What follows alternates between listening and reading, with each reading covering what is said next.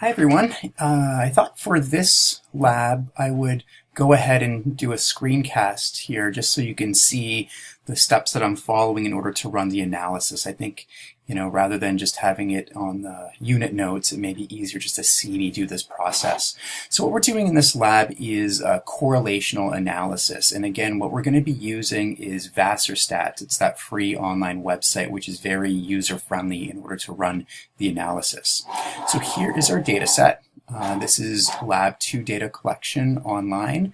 It's very similar to the first database that we used, except I created a new variable for this lab. So let's take a look. So if we scroll to the right, all the way, what I calculated is the team's winning percentage. So the way that this was calculated, once again, is out of the total number of games that a team played, what proportion of them did they win? Okay, so you can see that for this participant, their team won 28% of the time, this team won 35% of the time, and so on. So if you read through the unit notes, you'll know that for the first hypothesis, we're checking to see, is there a correlation between type 1 error rates and winning percentage? So the trick with doing this on Vassarstats is you want to make sure that the two columns are right next to each other, which is exactly how I set it up over here.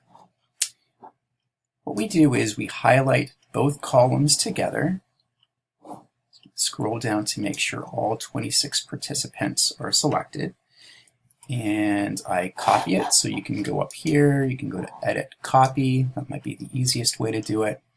And then we're going to go to Vassarstats. So open up a new window, vassarstats.net, and we click on Correlation and Regression,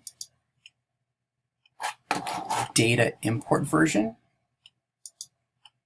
and then if we scroll down, we can see the section where we can enter our data. So we're simply just going to paste the data here. Okay. So the first column in Vassarstats is called X, and the second column is called Y. In our case, X is the type 1 error rate, and Y is the winning percentage. So once it's pasted, we click on Calculate. That's it. So let's scroll down and see what we found. The first table that you'll need to report information from is this first one here. It gives your descriptive stats. So if you remember, X is type 1 error, and we know that the mean is 67.28 with a standard deviation of 24.61. So in a results section, if you look at the example in the unit notes, we report the mean and standard deviation. We also report the mean and standard deviation of Y. In our case, that's the winning percentage. Right? And that's it from this table over here.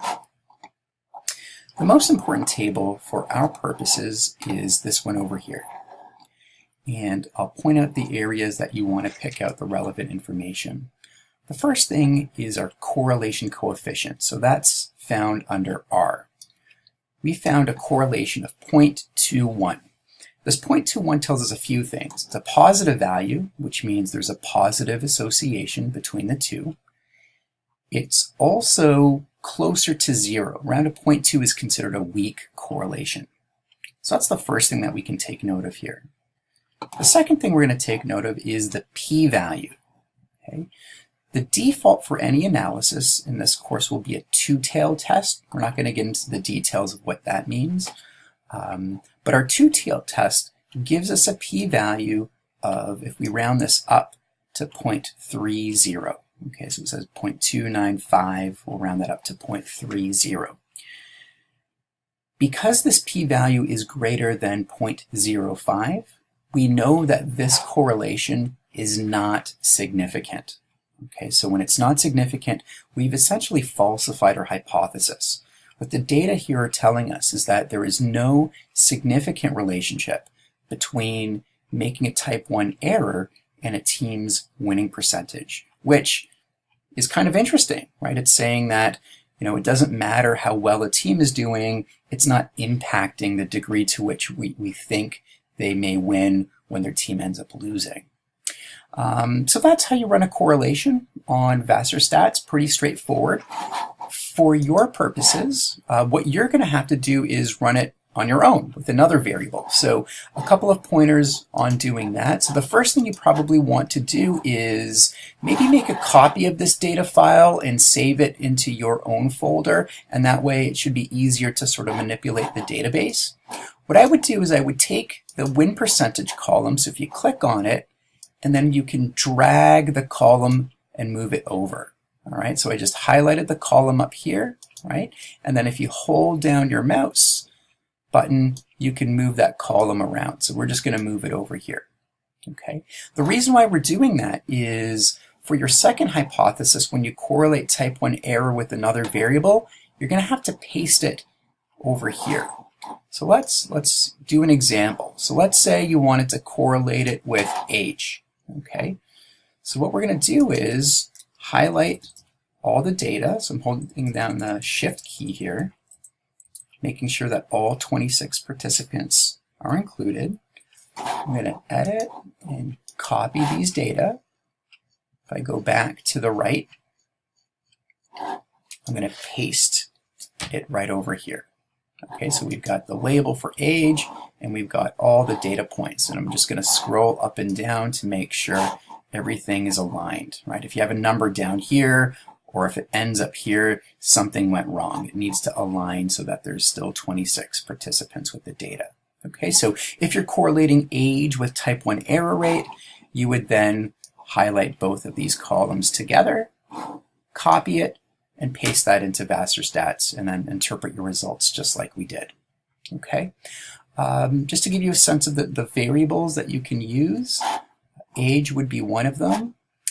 I'm not sure year of study would be a good one. I guess you could use it, but it's not technically on a continuum. It's on an ordinal scale, but it is something, if you choose to, you could possibly use it.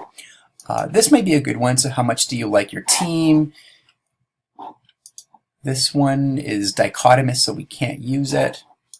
Have you degree to which you've played competitive sports? So you could correlate type 1 errors with this. This is our measure of optimism, so are you glass half full or half empty, so you could use scores on this one. And then maybe the last one you could use is, if I scroll all the way to the right, would be a person's net gain in winning amount from their betting, to see if that correlates with making a type 1 error. If you're going to use this one, you have to be very careful when you copy and paste. After you highlight the data and you copy it, because there's a formula included here, you don't want to paste the formula. So when you're pasting it, I'm going to just get rid of the age data here. So when you're pasting it, you're going to click and paste special and then the values only. Okay, so if you paste the values only, it'll just put the value amount. If you don't do that, it's going to copy and paste the formula, and then it's going to recalculate it based on different areas, and you don't want to do that. All right, so this is basically how to use our Google spreadsheet along with Vassarstats in order to run correlations. If you have any questions, shoot me a message. I'd be happy to answer them.